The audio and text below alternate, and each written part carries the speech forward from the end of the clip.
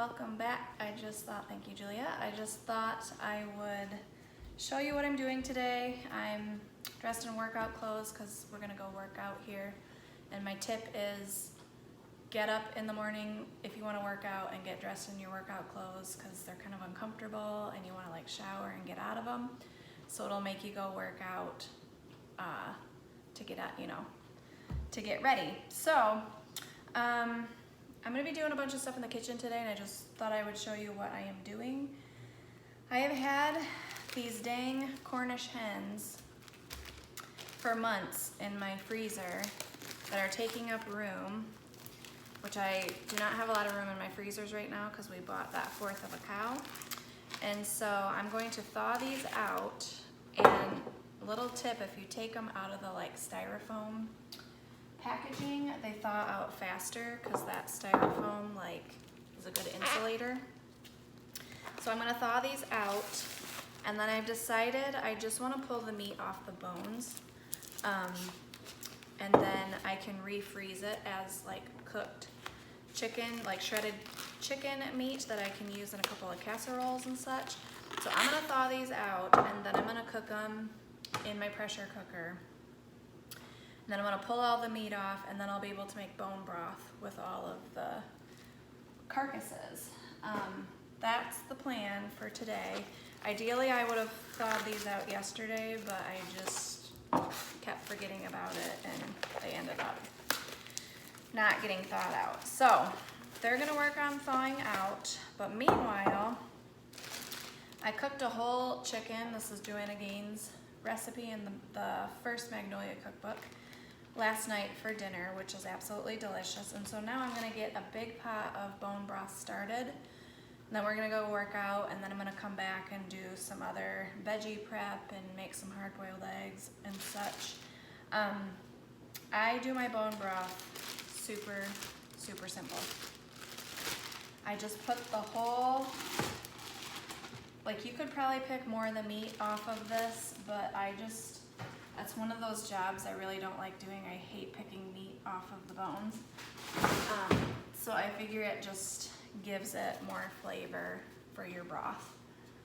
So I put that in there.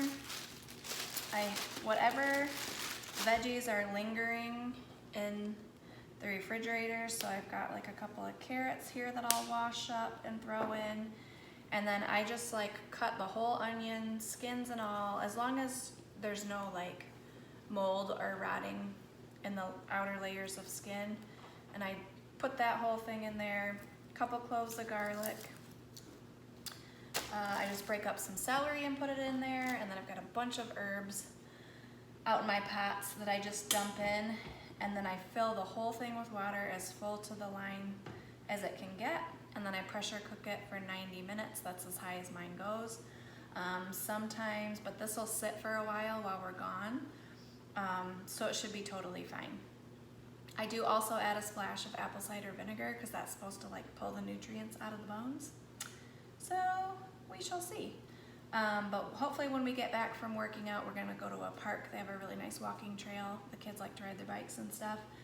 Run a couple errands, and then when we come home, this whole pot will be ready. Maybe these will be thawed out enough that I can at least start cooking them in the pressure cooker. But then my plan is to can the bone broth to put down in my food storage. And so I thought, as long as I'm getting the canner out, let's do up these Cornish hens. I'm gonna be freezing some tomatoes because I don't have quite enough to can yet. And I'm gonna freeze those to wait for the other ones to ripen. Here's the chicken. And then I'm literally just gonna throw all of these. Everything's just washed. I don't chop really anything except throwing. I did peel the garlic, although I suppose you could probably not peel it and it would be fine. And then I just have a whole handful. This is parsley, rosemary, and oregano.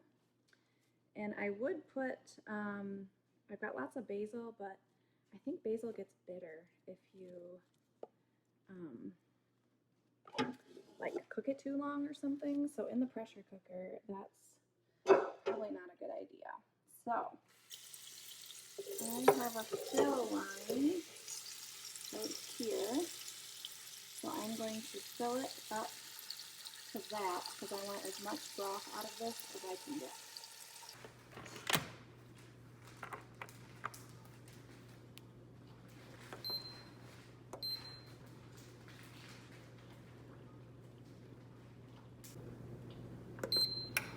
Stand corrected, mine goes to 99 minutes. So it's on high. I've set it to pressure, which is the same as like sealing, I guess, on your Instapot. So now we're gonna go work out and we will come back to bone broth. All right, it is many hours later. We worked out, we got our errands ran, brought kids to a birthday party. So this has just been sitting here. There's still steam, I just left it sealed. There's still steam coming out of it. So I'm going to strain it, ouch, hot. I'm gonna strain it and then I'm probably just gonna pour it back in here so I don't have to dirty up another pot. Get it to boiling again and then I can fill my jars and get the jars ready for the canner.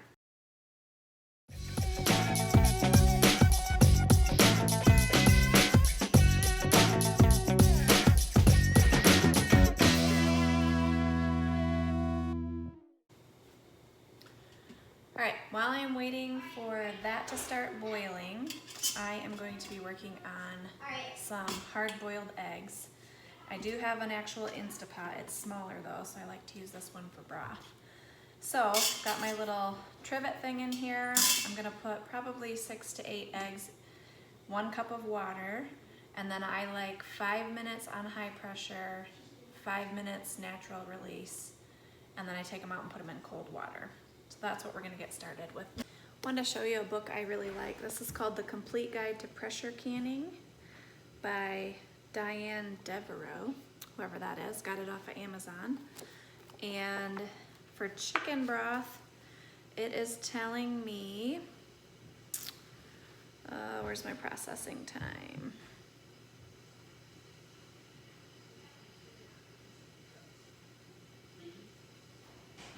So 10 pounds of pressure, quart jars are 25 minutes. So those are the directions that I will follow. And my broth is just about boiling, so I will ladle it into the jars now and get those in the canner. Have the eggs going, and then I think I'm gonna start working on the Cornish hens. I'm gonna probably look up Pinterest, try to find a processing time for Cornish hens. Not really sure. But I will probably do that, and then I kind of need to take care of these tomatoes. And if I have time, I think I have enough cucumbers for 1 jar of sun dill pickles. So we'll see if we get that done or not. But let's get the broth in the jars.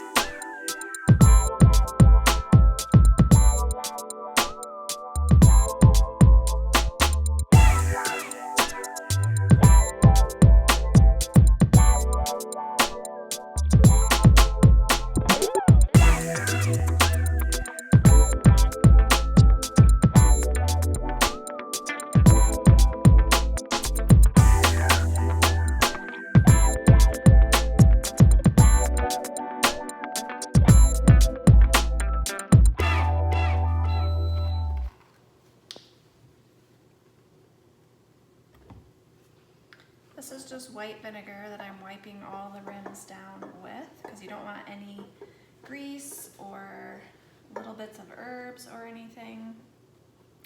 And you would also want to skim, like if it's really fatty, you would want to skim the fat off, but this doesn't have much fat in it at all because it can cause your jars not to seal. And the new kind of canning lids, you don't have to warm up in a saucepan like you used to have to do. So I got 5 quarts here. So that's just what I'm gonna go with because the processing time is so short. I'm not gonna worry about having a full canner full. Normally you kind of wait to have a full canner full before you can anything, but this will be fine. Because by the time I get the Cornish hens done and all the meat meat off and get the bone broth done, it'll be a while. So just go ahead and get these in the canner, which I did heat up the canner because we're doing hot with hot. So that's just like a really big rule you do, hot with hot, cold with cold. Because if I were to put these like boiling hot jars in cold water, the jars might bust.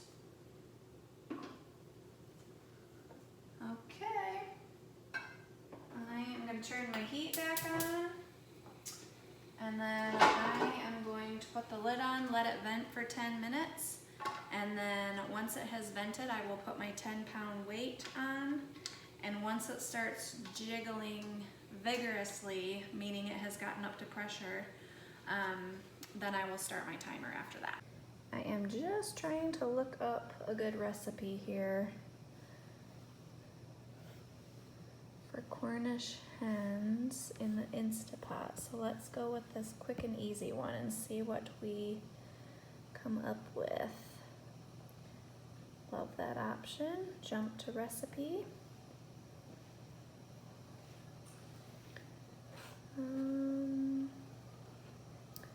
Oh, that sounds good. Creole seasoning, I have that. Olive oil, water. Don't need the gravy. So it looks like a 2-pound bird is high pressure for 20 minutes and then a 5-minute pressure release. So I think, how many pounds are these? What is this? Does it tell me? I don't think it tells me, but I think that's what I'm gonna go with. All right, I decided to go with 3 in the bottom of the pot here, and I'm just gonna do some salt, some garlic salt, and then I did put a little bit of avocado oil on the bottom just so they don't stick bad on the bottom. And then some pepper, which I can't do one-handed. And then some of them are still a little bit frozen, so I think, and there's 3 of them, I'm gonna do 25 minutes on high pressure. All right, our eggs are done, so now I'm just going to cancel that and release the pressure. This part, one of the reasons, like, this one does not spurt a ton. This one spurts a ton, and I don't like it. So, there it goes.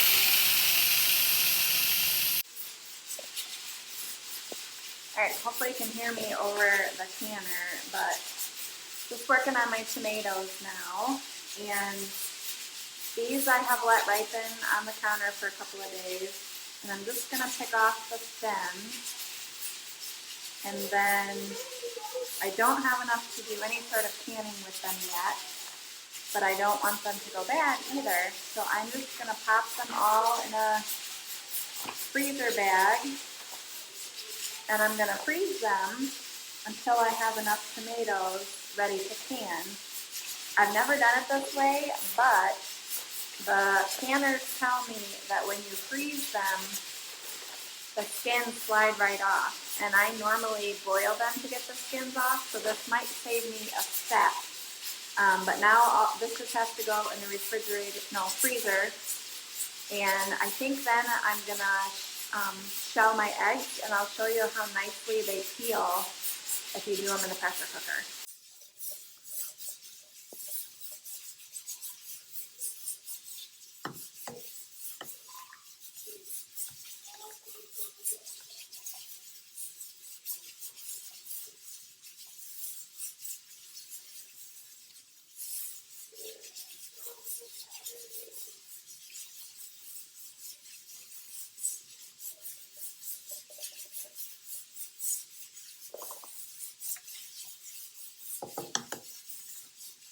You can see how nicely they peel.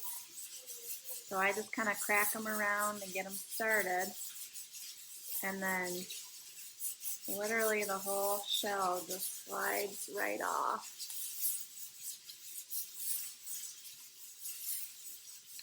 This is the only way that I have successfully like gotten nice eggs versus like they're destroyed because you can't get the shell off.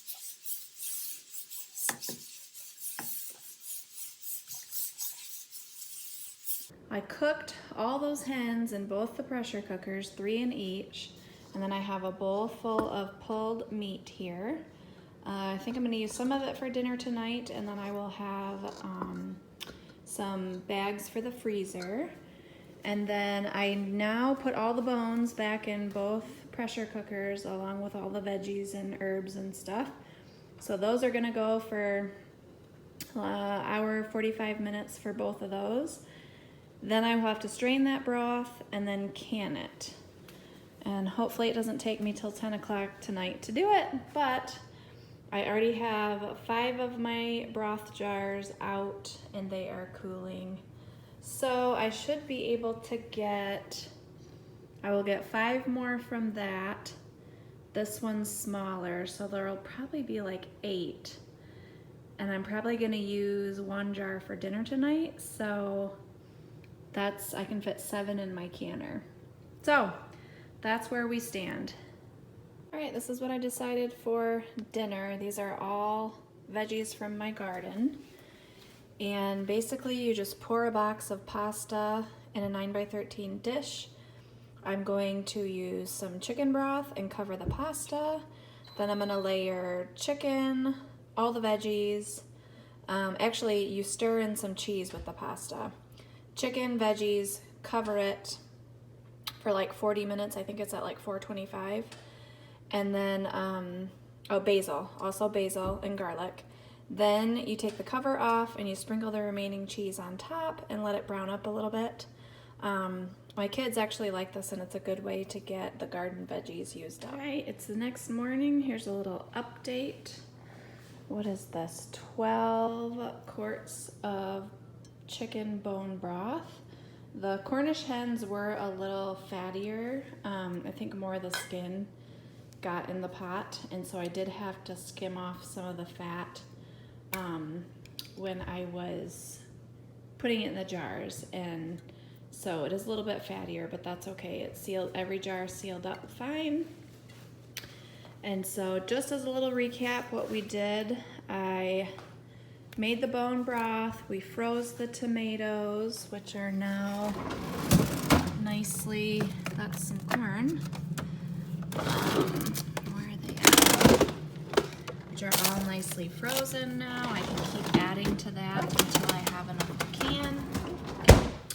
We made dinner with some of that bone broth and the Cornish hens, which ended up being delicious. Have some leftovers of that right here. I didn't get to my jar of pickles. I think I will do that today because there will be some more pickles out there, and then that should be a full jar's worth. But yeah, we got it all done. It felt good to be in the kitchen for the day and putting some things up for my food storage pantry downstairs. Now I'm just gonna clean the jars, label them, and get them downstairs. And that'll be that. So thanks for watching, and we will see you in the next video. Bye.